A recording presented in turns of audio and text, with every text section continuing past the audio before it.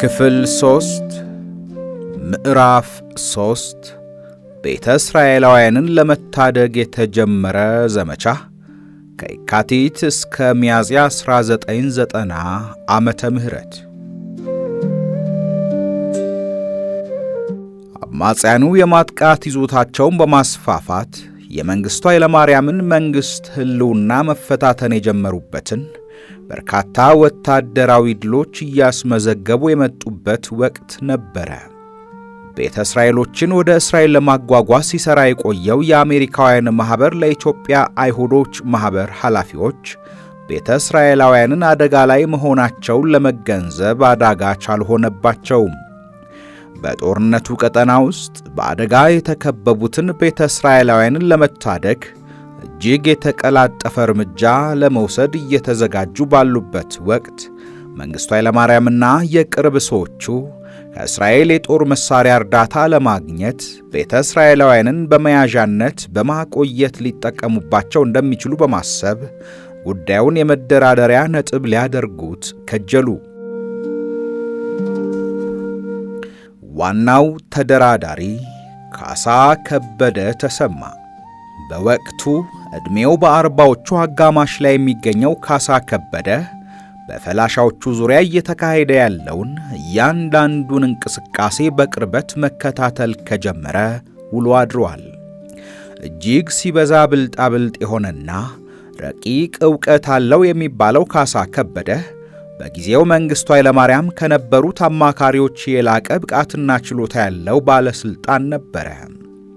በንጉሠ ነገሥቱ ዘመነ መንግሥት ከግቢ ሚኒስትርነት እስከ የዙፋን ችሎት ዳኛ በመሆን ያገለገሉት የደጃዝማች ከበደ ተሰማ ልጅ እንደነበር ይታወቃል።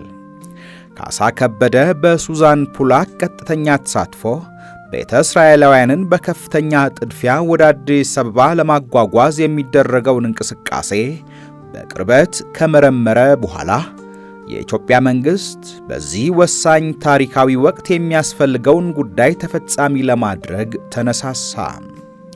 የአሜሪካ መንግሥትን ድጋፍና እገዛ ለማግኘት እንዲሁም የተዘጋውን በር ለማስከፈት ቤተ እስራኤላውያኑን መጠቀም እንደሚቻል በመረዳቱ በቀጥታ በጉዳዩ ላይ እጁን አስገባ። ለ5 ዓመታት በእስራኤል ሂብሩ ዩኒቨርሲቲ በሶሻል ወርክ ትምህርት የተማረውና የሂብሩን ቋንቋ አቀላጥፎ የሚናገረው ካሳ ከበደ ኢየሩሳሌም በነበረበት ወቅት ያሳለፋቸውን የሕይወት አጋጣሚዎች ተርኮ አይጠግብም። ከመንግስቱ ኃይለማርያም ጋር በጉዳዩ ዙሪያ በጥልቀት የመከረው አምባሳደር ካሳ ከበደ ከእስራኤሎች ጋር እንዲደራደር ሙሉ ውክልና ተሰጠው። ካሳ ከበደ በዲፕሎማትነት ከፍተኛ ችሎታን ያተረፈ፣ ቀደም ባሉ ጊዜያት በጄኔቭ የተመድ ዋና መስሪያ ቤት የአውሮፓ ህብረት የኢትዮጵያ ተጠሪ በመሆን ያበረከተው አገልግሎት ተጠቃሽ ዲፕሎማት ለመሆን አስችሎታል። በኢትዮጵያ ሰራተኞች ፓርቲ ኢሰፓ የማዕከላዊ ኮሚቴ አባልና የውጭ ግንኙነት ኃላፊ በመሆን ከፍተኛ የመንግሥት ሥልጣን የተቀዳጀው ካሳ ከበደ የሹመቱ ምክንያት ብዙዎቹ የመንግስቱ ኃይለማርያም የቅርብ ዘመድ እንደሆነ፣ አንዳንዶች እንደውም ወንድሙ እንደሆነ ያወሩባቸው ነበረ።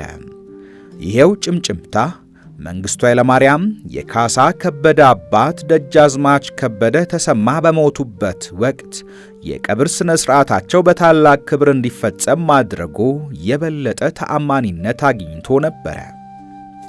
በአሜሪካና በእስራኤል ፕሬሶች በስፋት ሲዘገብ ስለነበረው ስለዚህ ጉዳይ ካሳ ከበደ ተጠይቆ ሲመልስ በጣሊያን የ5 ዓመት ወረራ ወቅት ቀዳማዊ ኃይለ ሥላሴን ተከትለው በስደት ከቆዩ ጥቂት ንጉሣውያን ቤተሰቦችና ባለሥልጣናት መካከል የካሳ ከበደ አባት ደጃዝማች ከበደ ተሰማ ይገኙበት እንደነበርና መንግስቱ ኃይለማርያም በተወለደበት ወቅት ደጃዝማች ከበደ ተሰማ ያን ጊዜ በስደት ኢየሩሳሌም የነበሩ በመሆኑ ምንም የሚያገናኛቸው ጉዳይ እንደሌለ አስተባብሏል።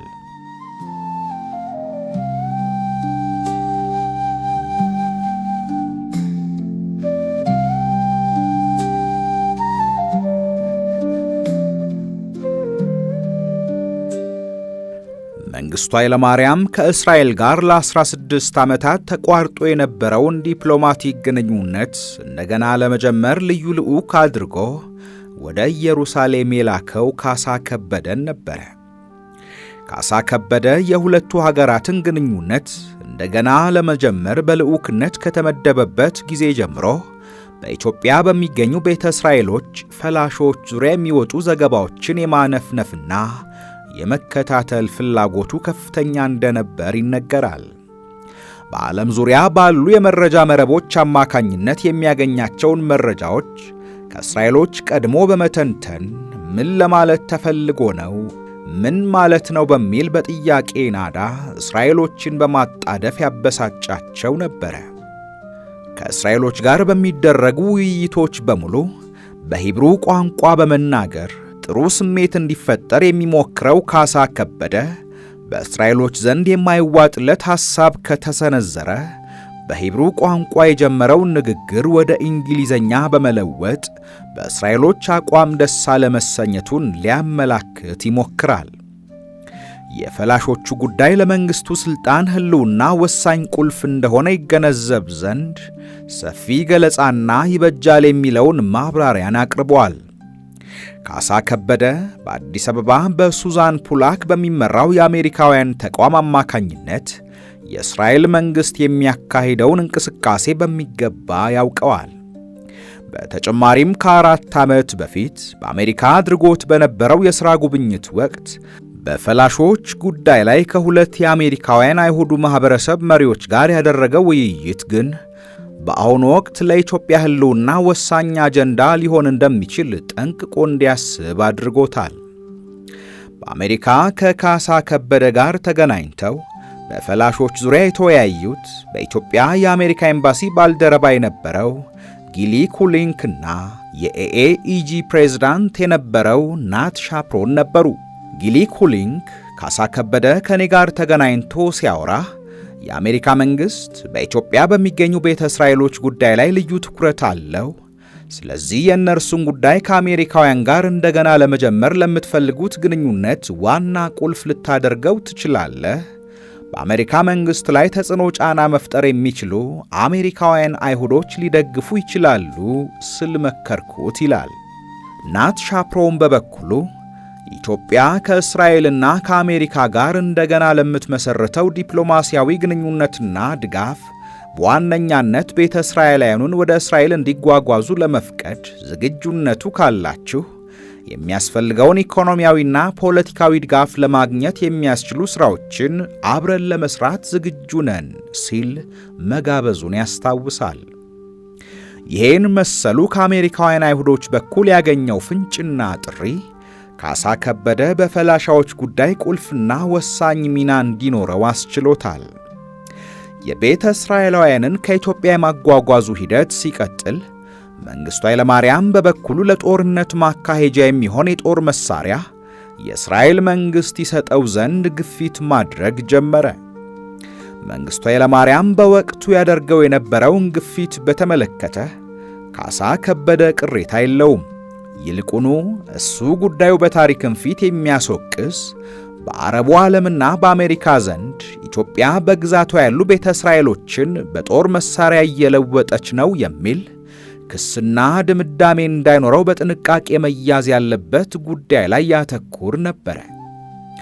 ካሳ ከበደ እስከ መጨረሻው ድረስ ለመንግሥቱ ኃይለማርያም ታማኝ በመሆንና ያለቀለትን የመንግሥቱን የሥልጣን ዘመን ለማራዘምና ከውድቀቱ ለማዳን የበኩሉን ጥረት አድርጓል።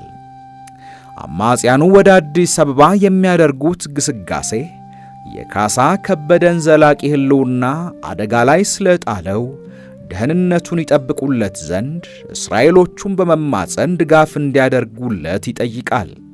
በተጨማሪም ቤተ እስራኤሎቹን ወደ እስራኤል ለማጓጓዝ እየተደረገ በሚገኘው ጥረት ላይ ለሚጫወተው ሚና በግሉ ቁርጥ ክፍያን እንዲከፈለው ከኤኤኢጂ አመራሮች ጋር ተደራድሮ ስምምነት ላይ ደርሶ ነበረ።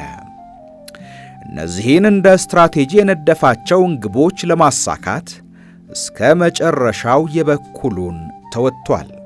ብዙዎቹ በጉዳዩ ዙሪያ ጉልህ ሚና የነበራቸው እስራኤሎች ካሳ ከበደን ቀጣፊና አጭበርባሪ አድርገው ይገልጹታል። እንደ ታክቲክ ያራምደው በነበረው አቋሙ በፍጹም የጠራ እውነት ሊያወራ አይፈቅድም። ብዙ እውነቶች ቢኖሩትም እሱ እዚያው ፊት ለፊት ይዋሽሃል፣ በዚህ የተካነ ነው ብለውታል።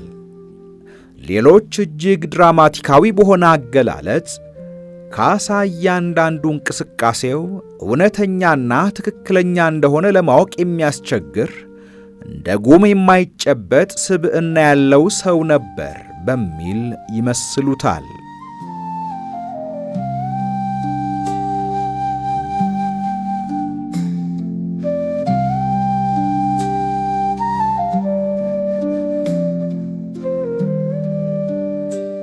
በወቅቱ የአሜሪካ ኤምባሲ ጉዳይ ፈጻሚ በመሆን በአዲስ አበባ ሲሰራ የነበረው ሮበርት ሁዴክ በኢትዮጵያውያን ዘንድ እንደ ባህል የሚታየውን ሚስጥረኝነትና ድብቅነት ያላቸውን ቦታ ለመገንዘብ የቻለባቸው እጅግ ተስፋ የሚያስቆርጡ ክስተቶች እንደገጠመው በምሬት ነው የሚያስታውሰው።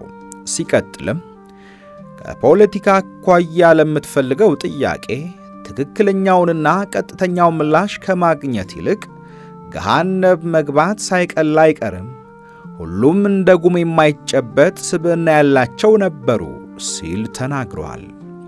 ከኢትዮጵያውያን አንጻር ቢታይ ደግሞ እስራኤሎች ሊታመኑ የማይችሉ ከሃዲዎች ተደርገው ይታያሉ።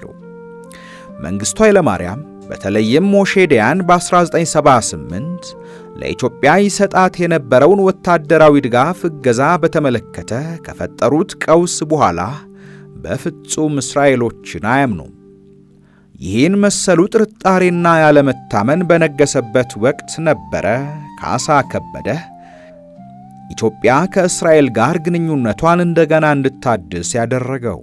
መንግሥቱ ኃይለማርያም ይሄን የካሳን ስኬት በሚገባ ቢያውቅም በዚህ ወሳኝ ታሪካዊ ወቅት ላይ ለመንግሥቱ የሥልጣን ዘመን መራዘም ዋነኛ መሠረት የሆነውን የጦር መሣሪያ አቅርቦት ለማሟላት ይጥር ነበረ።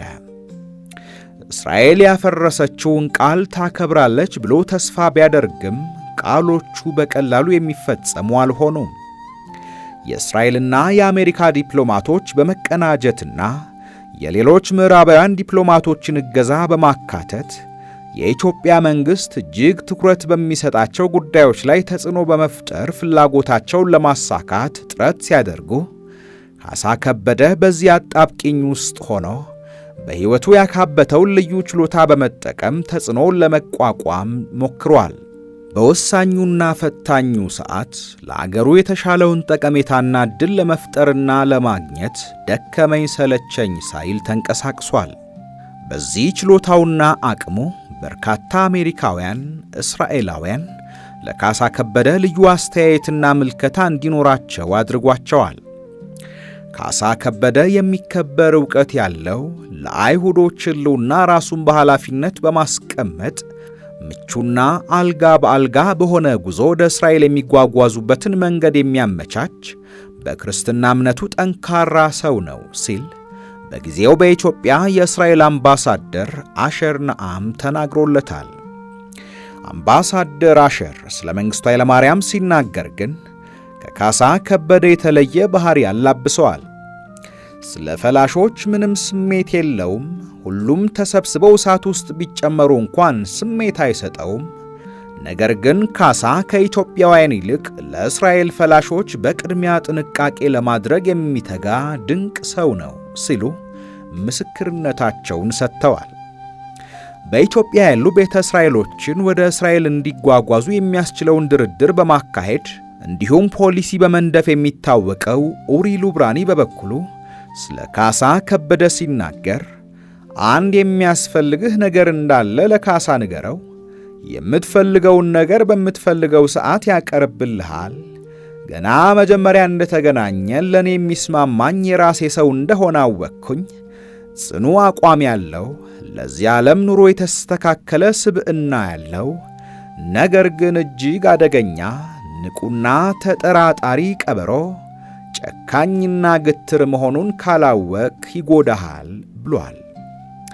ለኢትዮጵያ መንግሥት ፍላጎቶች መሳካት ያለ መታከት የሠራ ልዩ ጽናት ያለው ሰው ነው ያለው ሉብራኒ ወደ መዲናይቱ የሚገሰግሱት አማጽያን ግስጋሴያቸው በፈጠነ ቁጥር መንግሥቱ ኃይለማርያም ለጦርነቱ የሚያስፈልገውን የጦር መሳሪያ እርዳታ ከእስራኤል የማግኘት ፍላጎቱ በጨመረ መጠን ካሳ ከበደ በመንግሥቱ ዘንድ ያለው ተፈላጊነትም ያን ያክል እየጎላ መሄዱን ቀጠለ ብሏል።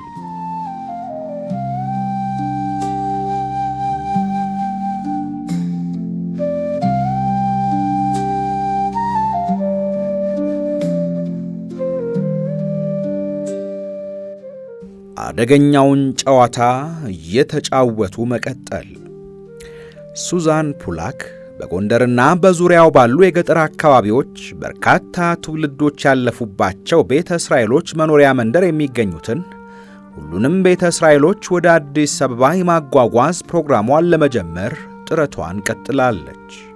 ሁኔታዎች ከቁጥጥር ውጪ ሳይሆኑ በፊት የበኩላችንን ዕቅድ ለማሳካት ሌት ተቀን የሚሰራበት ወቅት ላይ ነን ያለነው ስትል በሚያዝያ ወር 1990 የአሜሪካውያን ማኅበር ለኢትዮጵያ አይሁዶች ተቋም የሥራ ኃላፊዎች ሪፖርት አድርጋ ነበረ።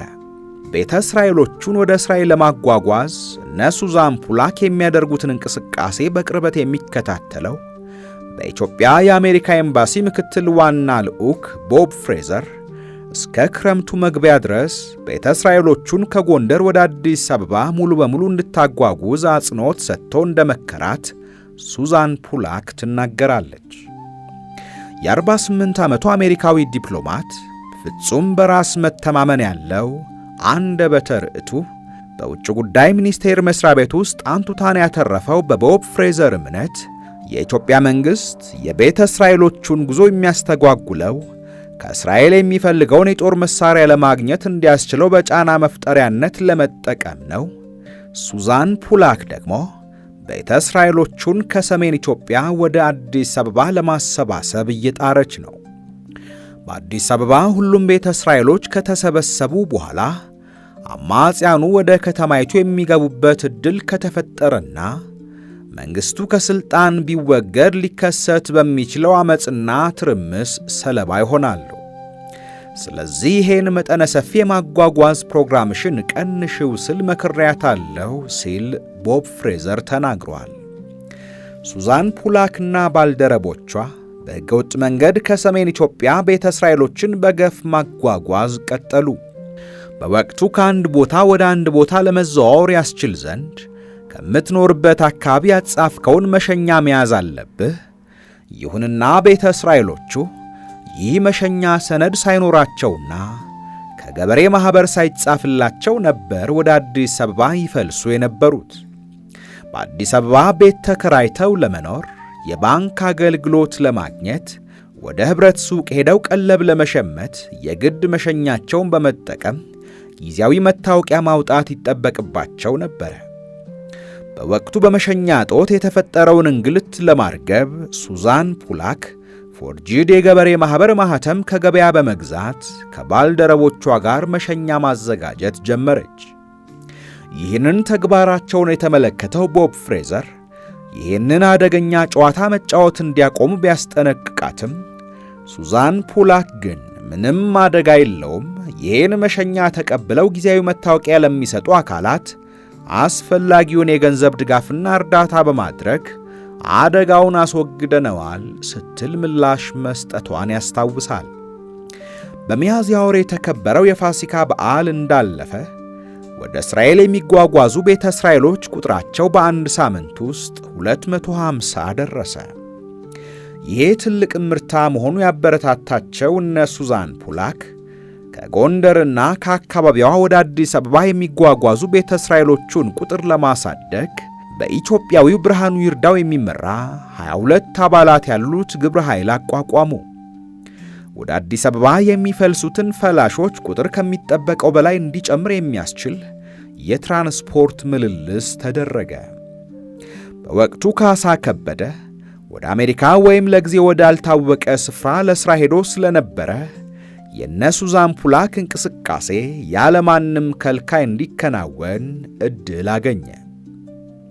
ከነ ብርሃኑ ይርዳው የተቀናጀ እንቅስቃሴ በተጨማሪ በራሳቸው ተነሳሽነት ወደ አዲስ አበባ የሚመጡ ቤተ እስራኤሎች ቤተሰቦችም አያሌ ነበሩ። ይህ በእንዲህ እንዳለ ቀደም ባሉ ዓመታት ወደ እስራኤል የተጓዙ ኢትዮጵያውያን በቴል አቪቭና በኢየሩሳሌም የተደራጀ ቅንጅት በመፍጠር በኢትዮጵያ ያሉ ቤተሰቦቻቸው በአስቸኳይ ወደ እስራኤል እንዲመጡ የሚጠይቅ ደማቅ ተቃውሞ ሰልፍ አካሄዱ። ይህንን እጅግ የተቀናጀ ትዕይንተ ሕዝብ ኢትዮጵያውያኑ አይሁዶች እንዲያካሂዱ የነ ሱዛን ፑላክ ተቋም በህቡ የገንዘብ ድጋፍ በማድረግ የበኩሉን ሰርቷል የሚል ግምት ቢኖርም የእስራኤል የደህንነት ባለሥልጣናት እንደሚያምኑት ቀደም ሲል የሄዱትን ትውልደ ኢትዮጵያውያንን የተቃውሞ ሰልፍ እንዲያደርጉ ያደራጃቸው ካሳ ከበደ እንደሆነ ይናገራሉ። ቀስ በቀስ በአዲስ አበባ ዙሪያ የሰፈሩ ቤተ እስራኤሎች ቁጥራቸው ከሚታሰበው በላይ ወደ 6000 አደገ። ይሄ ሁሉ ሲሆን የኢትዮጵያ መንግሥት አያውቅም ማለት ይከብዳል። ነገር ግን እየተደረገ ያለውም በዝምታ የሚያይበት ምክንያት እነ ሱዛን ፑላክን ቢያሰጋም መንግሥቱ ግን ዝምታውን መርጦ ነበረ። በጎንደርና በዙሪያው ባሉ የገጠር አካባቢዎች ወደ እስራኤል መመለሻ ጊዜው አሁን ነው የሚል መልእክት ያላቸውን ጽሑፎች የያዙ በራሪ ወረቀቶች ይበተኑ ጀመረ። ይሄ ሁሉ ድርጊት ሲፈጸም ግን መንግሥቱ አያውቅም ማለት ሞኝነት ነው፣ በሚገባ ያውቃል።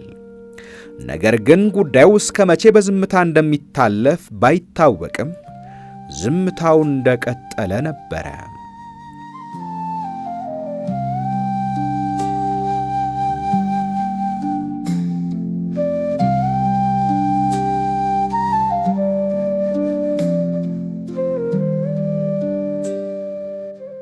ውድ የሜዳ ትረካ ተከታታዮች የኦፕሬሽን ሰለሞን መጽሐፍ ትረካ ክፍል 3 አብቅቷል።